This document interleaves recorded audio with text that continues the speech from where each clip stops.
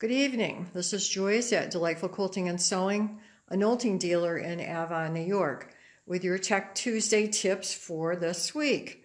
So tonight I have my husband Ron here with me in the studio, and he helps a lot with the business and especially with the mechanical issues. And I wanted to start out, this is part of the parts graveyard that we've collected over the years. I didn't start collecting for a while, quite a while. So this is in the last few years of damaged parts that we've replaced, hook assemblies, throat plates, encoder O-rings, damaged and bent feet, and so on. Someone asked me a couple weeks ago about maybe doing something about the hook and the throat plate and how we can help those fix them, or maybe we can't. So Ron is an expert in this, and he's going to give you some tips and a little bit of insight into these parts that are on your Nolting machine. Good evening. This is a hook assembly that you will see right here, and it's kind of a precision tool. This is the hook, and your needle with the scarf, if I can get it right, goes down in here. When you're sewing, it'll go right down in like that as the needle goes by it, and it'll come back out. And this is where we oftentimes see the damage, because the needle does not get out of there quick enough, sometimes for reasons. The things I have here to show you tonight is some wet dry sandpaper. This is a special emery that I found for the throat plates. This is a hand stone. This is a fine file. Obviously I've got a little screwdriver there. What I'm going to do right now is take a look at fabric. Normally when you've got your backing, your batting, and your top, you have 3 layers, and you'll be sewing along just fine, no issues. And then you will come to a place where you have multiple layers here, and there's a lot more for that needle to get up out of there. And sometimes if you're going too fast, it'll flex the needle and it can break it. It can cause throat damage. If you look right here, you can see all those little prick marks. And when a piece of thread comes up through that and is going around that, those marks will just, sharp areas will just cut the thread. It's sort of like when you ladies go shopping. You're driving through the mall and nice, thinking about what you're going to buy and having a great time.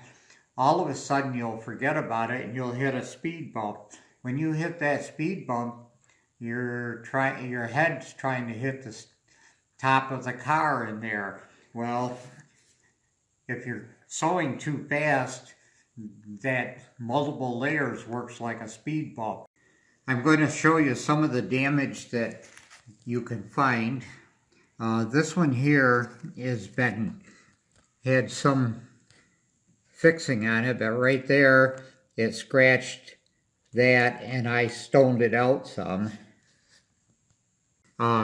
Sometimes we will see when the needle goes, the part in here that's rotating, in here we'll see a scratch here. This one right here, we find interesting things on them. Yes, this one here is set up and doesn't even turn, and that can happen when there's too much lint in it. And I just noticed this one, if you look very carefully, you can see that right there. That's lint that has gotten behind this one.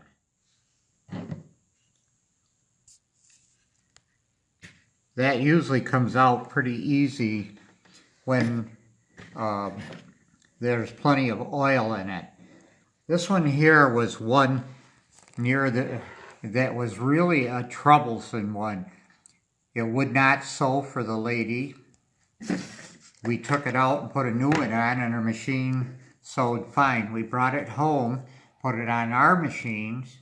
It wouldn't sew for us. And I knew, but I couldn't find the problem on it. Believe it or not, each night a lot of nights I would take it and put it in my hand and hold it and just keep looking at it to see if I could find the damage. Well, one evening after I came out from taking a shower and my hands were nice and soft, I was sitting and going like this, and all of a sudden, on the back side here, my finger caught it.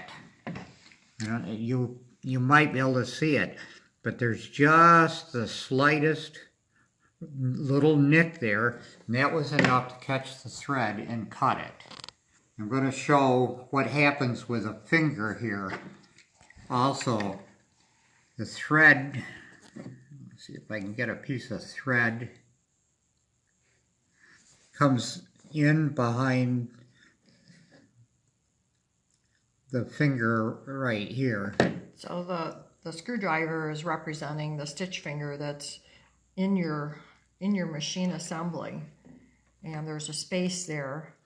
Well, one of the issues you can have is this finger, the thread has to go around that finger. There, you notice how it moves, there's a little bit of extra clearance. Well, if you haven't oiled it enough, and this part here is stationary, it pulls it tight on the back side against the finger, and it makes it difficult for your thread to move up and around that. So that's one of the reasons why that's important. One of the ways with one of these is with this material here, you can run it through like this. I have done it with a sandpaper too, and sometimes get the nicks out, and then you can take a stone like this to go across the top right there and get those rough. I can feel the stone going across and taking them right out. This is what I will use oftentimes on a hook assembly, is when we have them, is I usually turn it at an angle and go like this to work it out. This is that wet, dry sandpaper, and you can take and put that on like that, and after you get the high spots off, polish it to a good polish. Sometimes I've even had to take a file like this and hold it like that, and to give it enough rigidity to take the high spot off so that it doesn't stick up anymore. So what grit is that sandpaper? This is 1000 grit. You can go to an auto parts store and buy this in sheets. They have it all the way from like $3.50 all the way up to 2,000, but I usually find that the 500. And you use it dry, you don't use it wet? Yes, I usually do. It just makes too big a mess to clean up because you can use it dry. So, and this is that round abrasive cord. Right. You can take sandpaper and make a roll of it and put it down in here and turn it.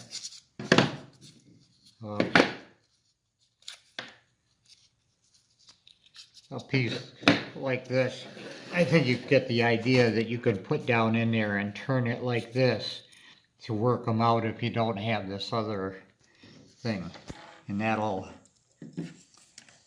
help with that.